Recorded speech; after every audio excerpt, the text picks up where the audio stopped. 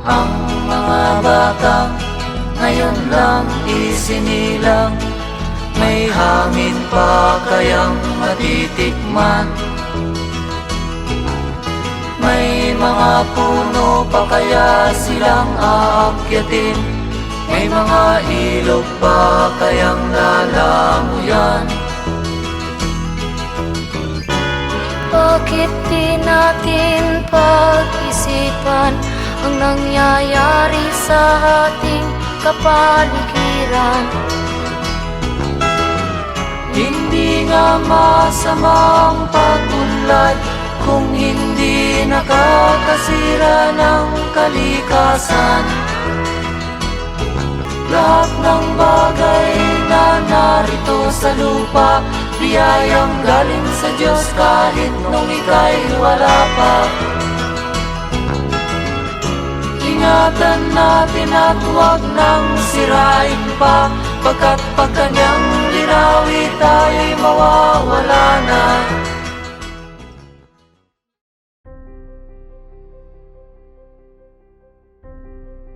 We will outline the major paths of dialogue, to help us escape the spiral of self-destruction, which currently engulfs us.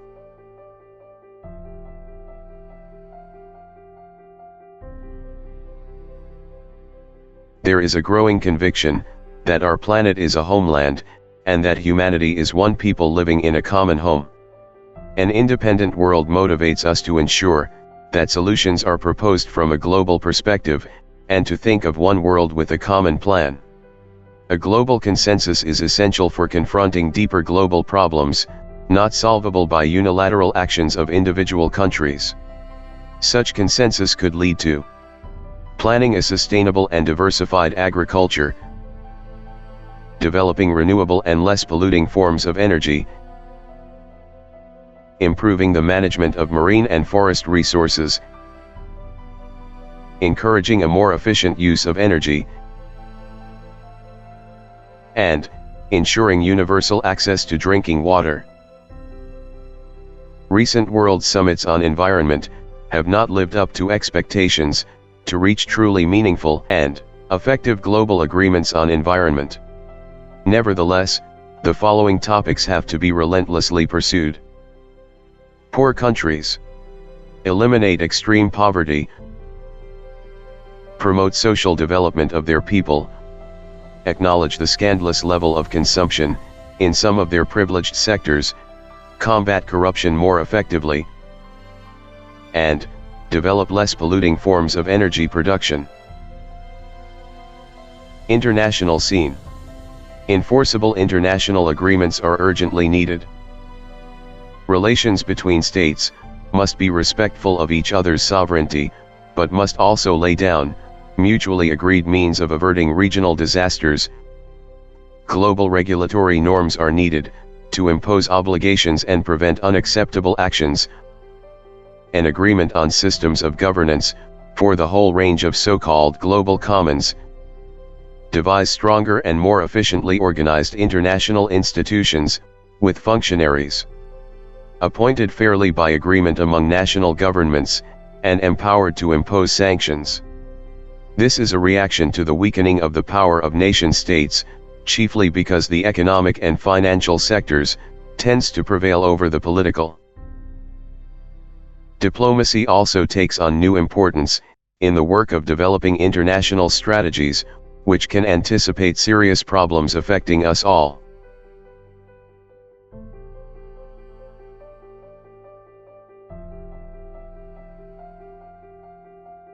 Given the real potential for misuse of human abilities, individual states can no longer ignore their responsibility, coordination, oversight, and enforcement within their respective borders.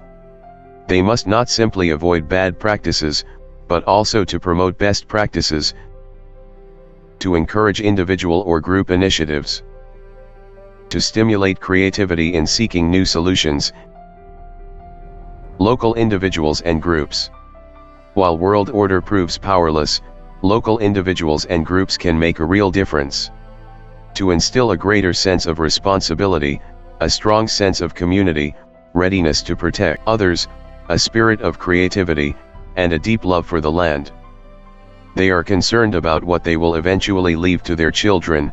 They can exert public pressure to bring decisive political action, and to develop more rigorous regulations, procedures, and controls. Unless citizens control political power at all levels, it will not be possible to control damage to the environment. National level. Much needs to be done. Promoting ways of conserving energy, favoring forms of industrial production with maximum energy efficiency and diminished use of raw materials, removing from the market products which are less energy efficient or more polluting, improving transport systems, encouraging construction and repair of buildings aimed at reducing energy consumption and levels of pollution. Local level. Political activity on the local level could also be directed to modifying consumption, developing an economy of waste disposal and recycling, protecting certain species, planning a diversified agriculture and rotation of crops, encourage new forms of cooperation and community organization to defend the interests of small producers, preserve local ecosystems from destruction. A healthy politics, capable of reforming and coordinating institutions, promoting best practices and overcoming undue pressure and bureaucratic inertia is sorely needed.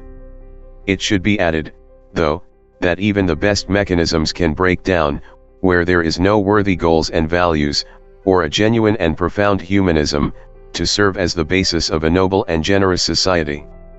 Continuity is essential. Policies related to climate change and environmental protection cannot be altered with every change of government.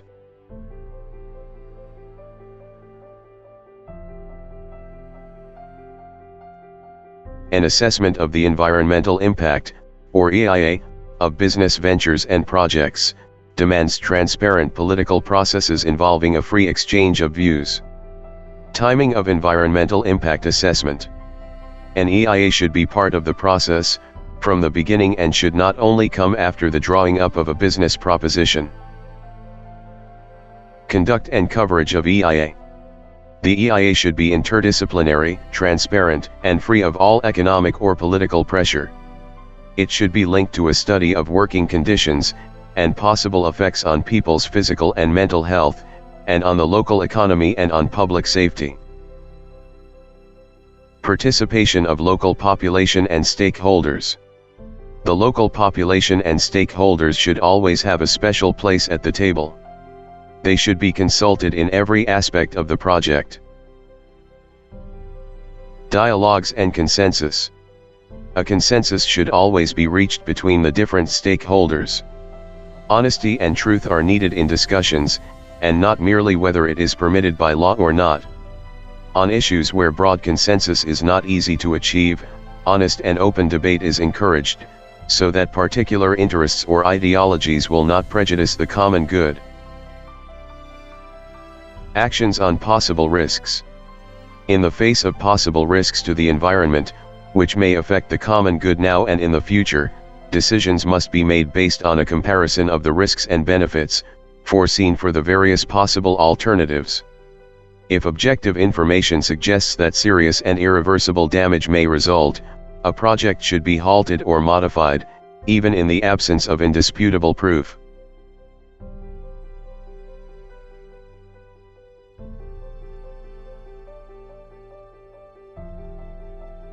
Politics must not be subject to the economy, nor should the economy be subject to the dictates of an efficiency-driven paradigm of technocracy. Today, in view of the common good, there is urgent need for politics and economics to enter into a frank dialogue in the service of life, especially human life. Rethinking our ways.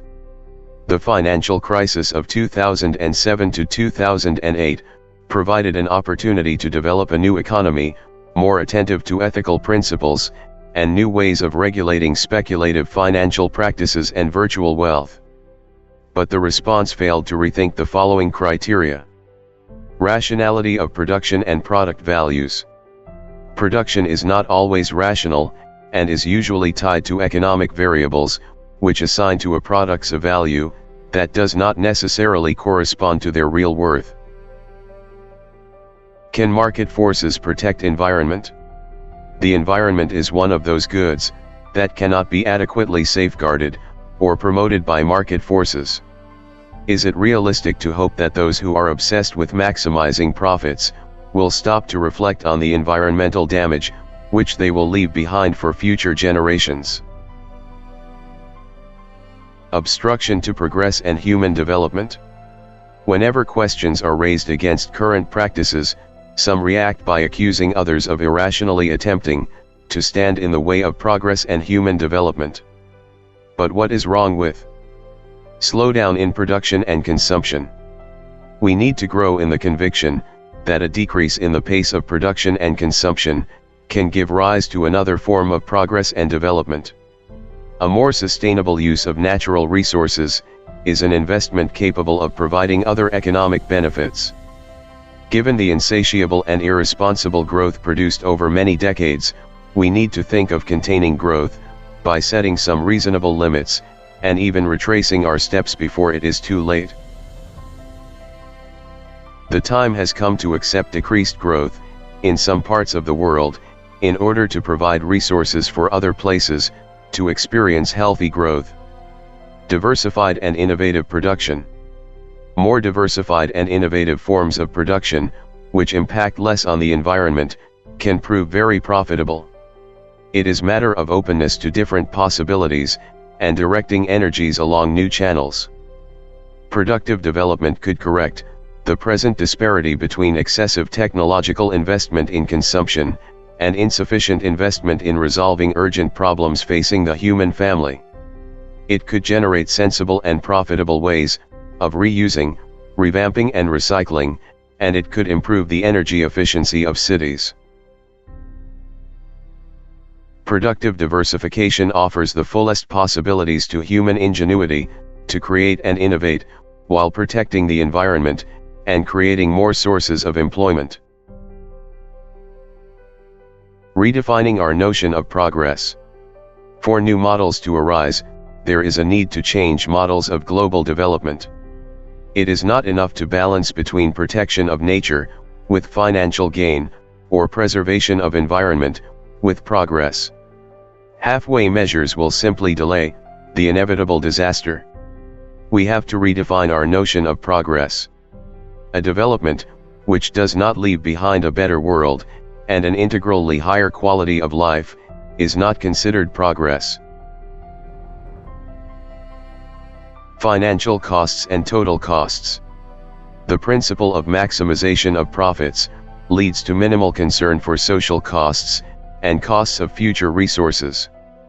Businesses profit by calculating and paying only a fraction of all the true costs involved.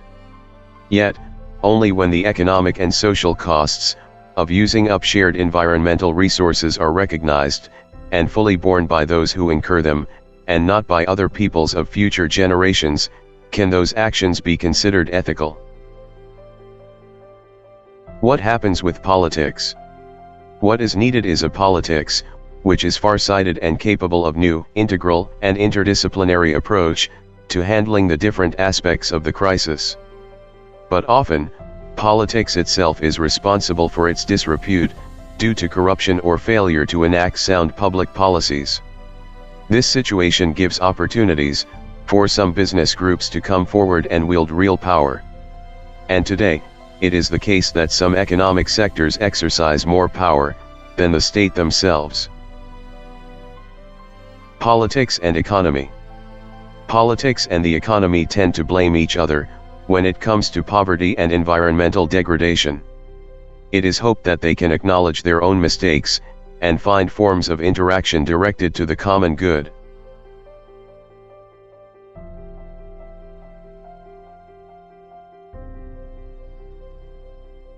Empirical science does not provide complete explanation of life, the interplay of all creatures, and the whole of reality.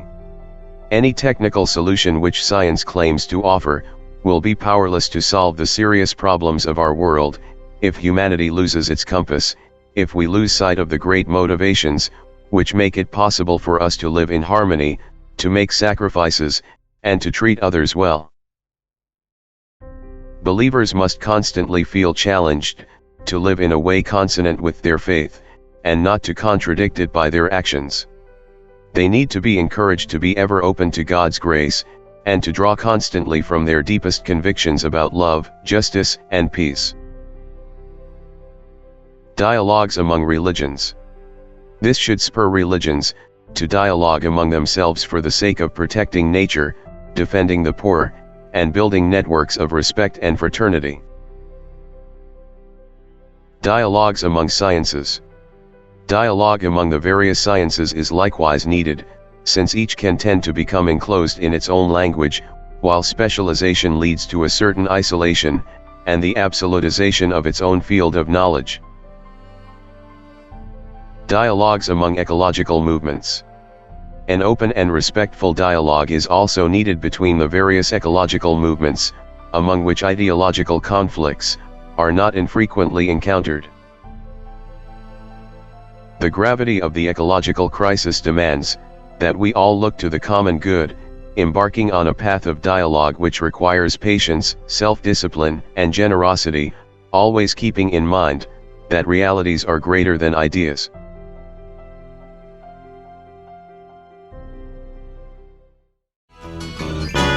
Bakit di natin pag-isipan ang nangyayari sa ating kapaligiran? Hindi nga masamang pag-unlad kung hindi nakakasira ng kalikasan. Lahat ng bagay na narito sa lupa, biyayang galing sa Diyos kahit nung ika'y wala pa. Ingatan natin at huwag nang sirain pa, pagkat